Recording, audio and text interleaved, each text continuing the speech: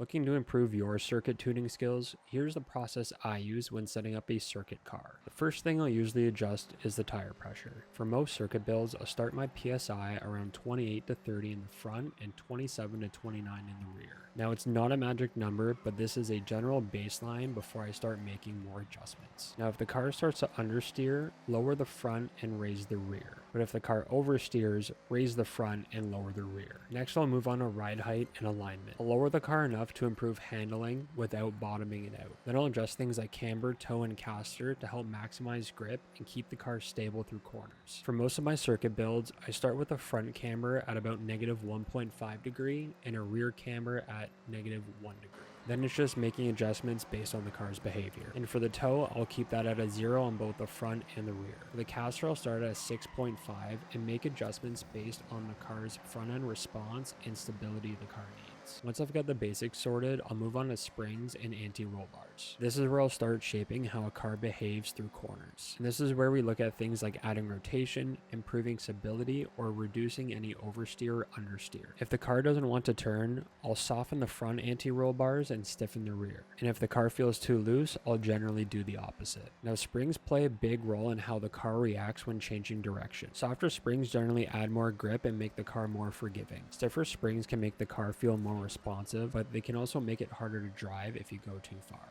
After that, I'll move on to the dampers. Dampers will help control how quickly the car reacts after an input. So if the car feels slow to respond, I'll add a little damping. But if it feels nervous or unsettled, I'll usually take some out. After that, I'll move on to the differential. The differential plays a huge role in how the car behaves when entering and exiting a corner. If the car doesn't want to rotate into a corner or struggles on an exit, this is generally the first place I'll look. Too much differential can make a car push through the corner, while too little can make it feel inconsistent when you're getting back on the throttle. And the last thing I'll usually adjust is the gearing. By this point, I already know how the car turns, puts down power, and how stable it feels. If the car is constantly falling out of the power band, I'll shorten the gearing. But if I'm running out of gear at the end of a straight, I'll lengthen it. The goal is to spend as much time as possible in the strongest part of the engine's power band. While this only covers the basics of circuit tuning, I hope this video helps, and the best thing you can do is just to keep running laps and making small adjustments.